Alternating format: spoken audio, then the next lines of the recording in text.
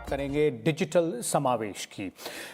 Indian mobile Congress यानी कि IMC 2020 की शुरुआत मंगलवार को की गई और इसके शुरुआती दिन प्रधानमंत्री नरेंद्र मोदी ने अपने संबोधन में कुछ खास बातों की तरफ इशारा किया। कुछ खास बातें उन्होंने जो मोबाइल टेक्नोलॉजी है, जो डिजिटल टेक्नोलॉजी है, उसको, उसके इस्तेमाल को, उसकी उपयोगिता को लेकर और किस तरह से इस डिजिटल टेक्नोलॉजी ने और मोबाइल टेक्नोलॉजी ने आम लोगों के जीवन को प्रभावित किया है, किस तरह से और सुगम बनाने की कोशिश की गई है डिजिटल टेक्नोलॉजी के इस्तेमाल से, उसकी बात की और भविष्य में किस तरह से उसका और इस्तेमाल किया जा सकता है। तो आज हम इन्हीं सब बातों पर चर्चा करेंगे, डिजिटल समावेश की बात करेंगे, देखेंगे कि किस तरह से जो प्राइवेट इंडस्ट्री है वो और जो सरकार है दोनों एक साथ मिलकर ये जो डिजिटल समावेश है इसको हासिल करने में, आम लोगों तक पहुंचाने में इसके फायदों को किस तरह से काम कर रही है। और इन सब पर बातचीत करने के लिए हमारे साथ कुछ खास मेहमान आज जुड़े हुए हैं। सबसे पहले मैं आपको उनसे मिलवा देता हूं। हमारे साथ हैं इस वक्त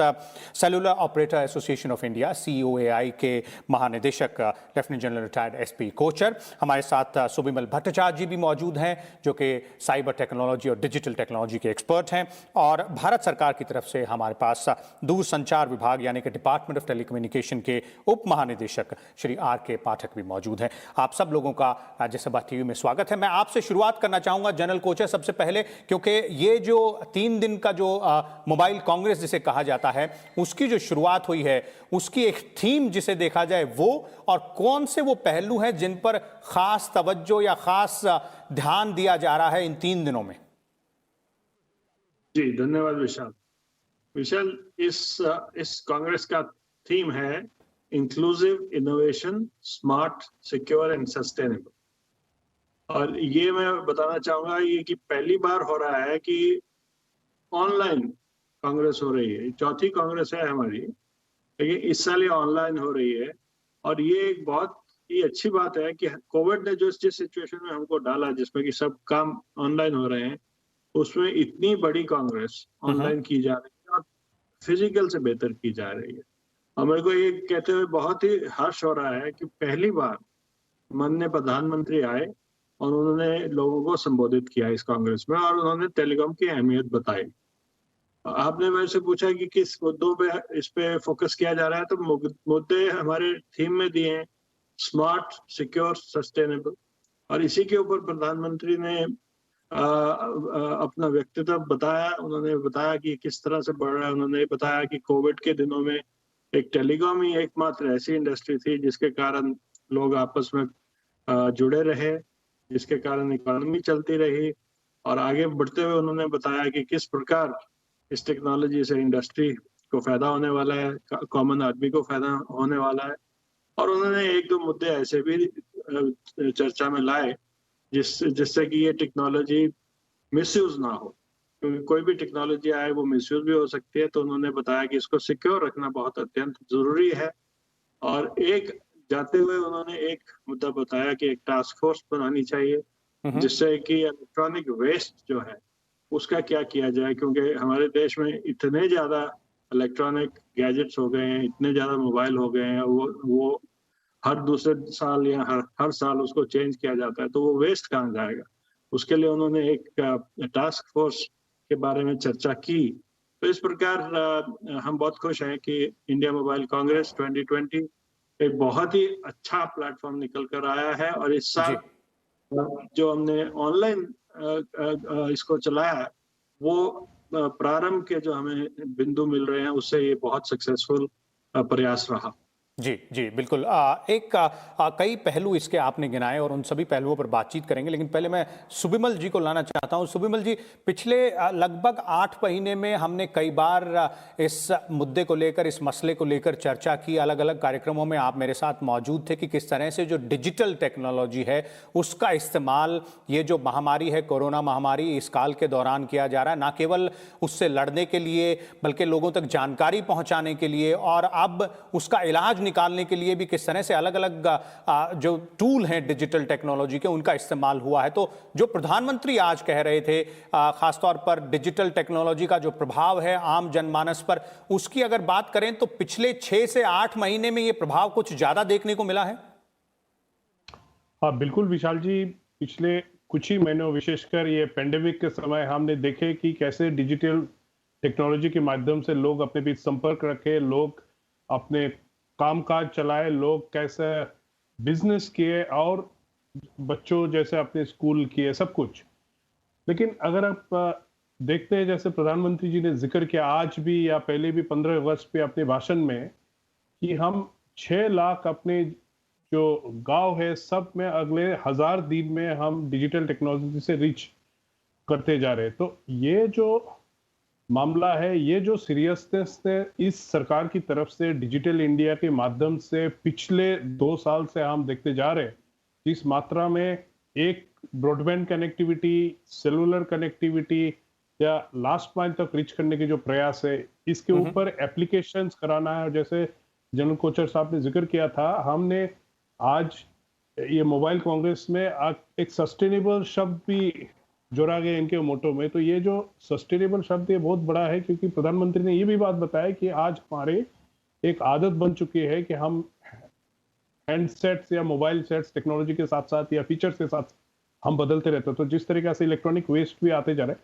लेकिन आपके प्रश्न में वापस आते वक्त मैं ये आपको बताना चाहता हूँ कि हमने देखे कि इस कुछ पेंडेमिक की इस महीनों में कि कैसे लोगों का जीवन में टेक्नोलॉजी और विशेषकर सेलुलर और डिजिटल टेक्नोलॉजी के माध्यम से संपर्क रहे और यह संपर्क बढ़ाया गया। और मुझे लगता है इससे और कहीं पीछे हटना नहीं है। जैसे हमने पहले भी बात किया है कि कितने सारे नए एप्लीकेशंस आ चुके हैं, कितने सारे उपाय आए हैं कि लोग गांव या शहर हर जगह में जोड़ गए। और अगर जैसे कि अगर आपने देखे कि हमारी जो टेली डेंसिटी भी है आज के डेट में 85% तक पहुंच गया, और सेलुलर टेक्नोलॉजी का भी इस देश में बहुत महत्वपूर्ण भूमिका रहा। क्योंकि जब सेलुलर टेक्नोलॉजी ने आपकी फिक्स टेलीफोन लाइन को क्रॉस किया और इसके बाद सेलुलर टेक्नोलॉजी के माध्यम से जिस तरीका से आपकी ब्रॉडबैंड कनेक्टिविटी या वायरलेस कनेक्टिविटी जो जिससे आपकी इंटरनेट की कनेक्टिविटी लोगों के बीच में पहुंचे हैं, इससे बहुत प्रभाव पड़ा। तो ये सेलुलर ऑपरेटर्स एसोसिएशन की तरफ से भी काफी एक महत्वपूर्ण भूमिका इतने सालों में रहे। और मुझे लगता है कि आगे एक तो डिजिटल इंडिया की कार्यक्रम सरकार की तरफ से चलेगा, लेकिन साथ में जो इंडस्ट्रीज भी जोड़ रहे हैं, देश की एमएसएमईज या बाहर से भी जो इन्वेस्टर्स आ रहे हैं इस सेक्टर में, हमें लग रहा है कि आगे भी बहुत सारे डायनेमिज्म है। और ये कुछ महीनों एक मार्ग और निश्चित ये कर दिया है। जी जी बिल्कुल। और आपने बात की वो कोलैबोरेशन की सरकार और प्राइवेट इंडस्ट्री के बीच और उस तालमेल की, तो उन नीतियों के बारे में और क्या इस वक्त स्थिति है उसके बारे में भी बात कर लेते हैं। आर के पाठक जी हमारे साथ मौजूद हैं। पाठक जी, जो टेलीकॉम मिनिस्ट्री है वो इस सेक्टर के लिए जो भी सरकारी नीतियां हैं उनको बनाने में, उनका क्रियान्वयन करने में टेलीकॉम सेक्टर के थ्रू, इसे ये टेलीकॉम मिनिस्ट्री के थ्रू, दूरसंचार मंत्रालय जो है उसके थ्रू ये सब होता है। तो दो सवाल के दो हिस्से हैं आपके लिए। पहला ये कि किस तरह से दूरसंचार मंत्रालय के मुताबिक इस वक्त जो स्थिति है, अगर हम डिजिटल समावेश की बात करें और जो प्राइवेट इंडस्ट्री का रोल है उसमें उसकी बात करें, और अगर नीतियों की तरफ देखें तो क्या वो नीतियां हैं जो सरकार की तरफ से हाल ही में आई हैं या जिन पर चर्चा चल रही है और आगे भविष्य में देखने को मिल सकती हैं? एक उसमें से PLI आप जरूर जिक्र करना चाहेंगे, जो कि प्रोडक्शन लिंक्ड इंसेंटिव जिसकी बात करते हैं। धन्यवाद विशाल जी, आपने बिल्कुल सही कहा। जैसा कि आप देखेंगे कि ये India mobile Congress COI basically देखा है तो कि यूजर ऑर्गेनाइजेशन है। ये रिप्रेजेंट करती है उनको जो कि हमारा बना हुआ सामान खरीदते हैं, और जो एग्जीबिटर्स हैं वो चाहते हैं कि हम ज़्यादा से ज़्यादा सामान अपना जो है कैसे देसी सामान इनको बेच सकें। तो ये एक प्रयास है सरकार का कि हम लोग COI के साथ मिल करके या टेलीकॉम सर्विस प्रोवाइडर के साथ मिल करके ये जो है इवेंट जो कर रहे हैं, इसमें ये अपॉर्चुनिटी मिलती है हमारे जितने स्टार्टअप्स हैं कि वो अपना सामान इनको अपना दिखा सकें। तो जैसा आप करें डिजिटल समावेश, तो देखा जाए तो ये इसमें इस इवेंट में हम लोग एक कोशिश होगी कि कैसे ज़्यादा हम अपने भारतीय उत्पाद को इनको दिखा सकें। और भारत में जब हम बात करते हैं तो भारत में तमाम कंपनियां हैं जो कि आई हैं, इन्वेस्ट कर रही हैं। न केवल वो भारत के लिए काम करती हैं, बस विदेश के लिए भी काम करती हैं। तो हम कह सकते हैं कि जैसे देखिए कि आपने जिक्र किया पीएलआई स्कीम की। पीएलआई स्कीम सरकार जो है 10 सेक्टरों के लिए अभी लाई है और उनके लिए ऑलरेडी कैबिनेट ने जो डिसीजन दे रखा है, तो उसमें से एक टेलीकॉम और नेटवर्किंग प्रोडक्ट भी है, जिसके लिए हम लोगों को 12,195 करोड़ रुपए आवंटित किए गए हैं और हम लोग उस दिशा में कार्य कर रहे हैं कि हम लोग भी ऐसी कंपनियों को आकर्षित कर सकें देश में, जिससे कि उन्हें केवल देश के लिए बल्कि विदेश के लिए बनाएं। और उसमें हम लोग ध्यान रखेंगे कि हमारी जो कि एसएमई सेक्टर है उनका भी ध्यान रखा जाए कि वो भी यहाँ पे they become local as well as global also. तो ऐसा नहीं कि केवल हम जो है विदेश की कंपनियों को ही बुलाएंगे, बस दोनों का समावेश रखने की, तालमेल बैठाने की कोशिश की जाएगी। जी जी। और जैसा आपने कहा कि आपने सुना होगा कि एक नेशनल डिजिटल कम्युनिकेशन पॉलिसी है, उसमें वो सभी चीजें वर्णित हैं और उसमें सबसे बड़ा इंपॉर्टेंट इसमें नेशनल ब्रॉडबैंड मिशन है। तो नेशनल ब्रॉडबैंड जब मिशन अगर बात करें तो उसको हम अगर एक आसान शब्दों में परिभाषित करने की कोशिश करें तो हम लोग मोबाइल कनेक्टिविटी से, जो कि पहले हमारी केवल दूरभाष की बात हो रही थी कि हम एक दूसरे से बात कर सके, अब हम ब्रॉडबैंड की बात कर रहे हैं, जिसमें कि हम लोग लोगों को डाटा देने की बात कर रहे हैं और गाँव में जाने की बात कर रहे हैं कि जहाँ जहाँ हम लोग नहीं भी पहुँच रहे थे वहाँ कैसे हम अपनी चीज़ों को ले जा सकें। इसके लिए हम लोग जो है राज्य सरकारों से मिल करके और उनके साथ काम कर रहे हैं, क्योंकि वहाँ बहुत ज़्यादा इसमें राज्य सरकार का भी रोल है। जहाँ हमारे सर्विस प्रोवाइडर जो है सेंट्रल गवर्नमेंट के उसमें आते हैं, राज्य सरकारें आती हैं जो कि राइट ऑफ वे है और तमाम ऐसी चीज़ें करनी होगी हमको अगर हम दूर संचार को बढ़ाना चाहते हैं। तो हम लोग वो समग्र चीज़ों को ध्यान रख करके भारत नेट के थ्रू गाँव में जा रहे हैं, उसके आगे बढ़ करके पूरे के पूरे 6 लाख गाँव में जाएंगे, पंचायत से आगे जब बढ़ेंगे तो, और ये नेशनल ब्रॉडबैंड मिशन के थ्रू हम कोशिश करेंगे कि घरों घरों में जा करके और भी उनको हाई स्पीड ब्रॉडबैंड देने की कोशिश करें। तो ये प्रयास सरकार का है पॉलिसी के द्वारा भी और एक्चुअल एक्शन के द्वारा भी। एक्शन इसलिए मैं कह रहा हूँ कि अभी आप देखेंगे तो अभी ये करीब 150 के आसपास कंपनियां हैं, इसमें से 70 कंपनियां डिपार्टमेंट ऑफ टेलीकम्युनिकेशन ने एक एक्सपोर्ट प्रमोशन काउंसिल है, टेलीकॉम एक्सपोर्ट प्रमोशन काउंसिल, उनके थ्रू लगवाई हैं। और यहाँ पे 30 कंपनियां ऐसी हैं जो 5G हैकाथॉन के प्रोडक्ट को शोकेस कर रही हैं जी। तो 5G हैकाथॉन का मतलब हुआ कि सरकार ने, दूरसंचार विभाग ने एक ऐसा 5G हैकाथॉन किया था फरवरी में, जिसमें कि मैं आपको बताने मुझे हर्ष हो रहा है कि 1024 एप्लीकेशंस आई थी, इसमें कि 700 से ज़्यादा बच्चे थे, स्टूडेंट्स थे, एसएमईज थे 200 से ज़्यादा। इन सबों को हम लोगों ने जब किया तो हम लोग करीब 100 ऐसी पोटेंशियल 5G एप्लीकेशंस हैं जिन पे हम लोग कार्य आगे कर रहे हैं और उनमें से 30 जो कि स्टार्टअप एसएमई सामने आए हैं वो इवन इसमें शोकेस किए हुए हैं। ये बहुत बड़ी एक अपॉर्चुनिटी है हमारे देश में इनोवेशन की, न कि केवल देश में बेचने की बल्कि विदेश जाने की। जी बिल्कुल बहुत अपॉर्चुनिटीज बहुत हैं अगर इस सेक्टर की बात करें, और ये सब प्रयास जो आपने गिनाए वो सराहनीय भी हैं। लेकिन एक और महत्वपूर्ण छोटा सा सवाल पाठक साहब आपसे, इससे पहले कि मैं वापस जनरल कोचर के पास जाऊं, और वो ये कि आज प्रधानमंत्री ने जो अपने भाषण में जिसका जिक्र किया, इलेक्ट्रॉनिक वेस्ट का जो चैलेंज है, वो जो चुनौती है, उससे निपटने के लिए किस तरह की नीति है या उस पर विचार और किया जा रहा है, वो कैसे किया जाएगा? नहीं देखिए, अभी आज के समय में हम लोगों के पास एज सच इस विभाग के पास ये नीति का मतलब नहीं है, लेकिन जैसा कि कहा है आदरणीय प्रधानमंत्री ने कि इसके लिए टास्क फोर्स का गठन किया जाएगा। तो हम लोग उस पर जरूर हम लोग आभारी हैं प्रधानमंत्री को दिशा दिखाने के लिए, और उस पर हम लोग प्रयास करेंगे कि कैसे हम लोग आगे बढ़ें। अदरवाइज ये इन्वायरमेंटल मिनिस्ट्री का काम है और उसकी तहत जो भी आज के समय में बनाए गए हैं दिशा निर्देश इन्वायरमेंट के लिए, वेस्ट के लिए, उसका पालन किया जाता है इलेक्ट्रॉनिक सेक्टर में। जी जी, तो आपके नजरिए से किस तरह से उसको टैकल किया जा सकता है, क्योंकि टेलीकॉम मिनिस्ट्री और डिपार्टमेंट ऑफ टेलीकॉम का भी नजरिया उसमें काफी महत्वपूर्ण रहेगा, क्योंकि इसकी बात प्रधानमंत्री ने की है और ये एक बड़ी चुनौती है जिसको इस डिजिटल समावेश के साथ और इस सेक्टर का जो डेवलपमेंट है उसमें जिस तरह से प्रगति होगी, जिस स्पीड से होगी, उसी स्पीड से ये जो चुनौती है ये भी बढ़ती चली जाएगी। नहीं, जरूर हम लोग अभी तो आज तो ध्यान में रखे हुए हैं और इस पे कार्य जरूर करेंगे, क्योंकि सबको साथ लेकर काम करना होगा, अकेले हम लोग नहीं कर सकते।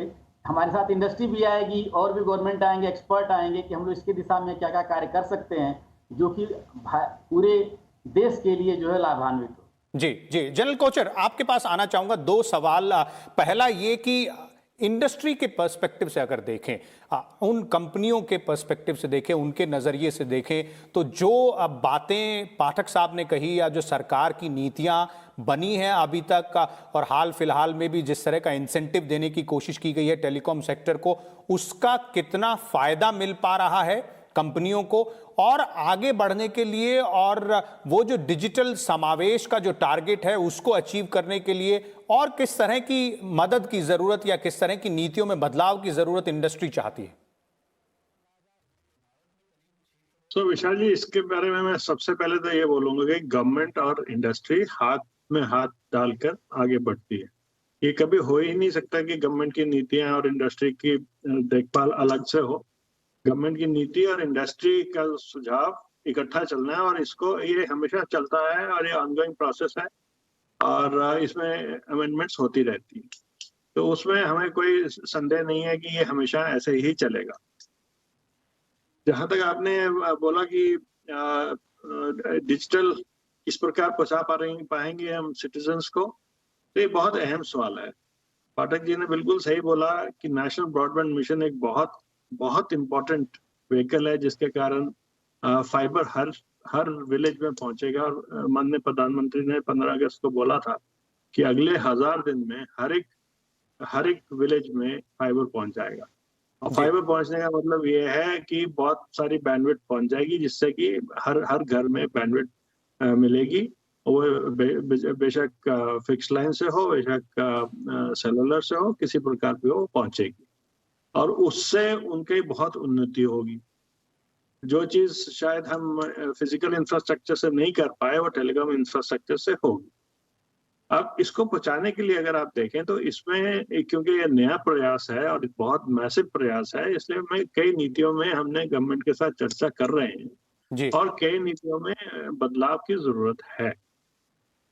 सबसे बड़ी बात यह है कि अगर इतनी बैंडविड्थ पहुंचनी है तो नेटवर्क बढ़ाने पड़ेंगे, और नेटवर्क का जो बैकहॉल है वो फाइबराइज करना पड़ेगा। क्योंकि अभी जिस प्रकार हम चल रहे हैं उसमें उतनी बैकहॉल एग्रीगेटेड बैंडविड्थ हम नहीं ले जा सकते जितनी की आने वाले समय में जरूरत होगी। उसके लिए फाइबर डालना जरूरी है। और मेरे को ये कहते हुए बहुत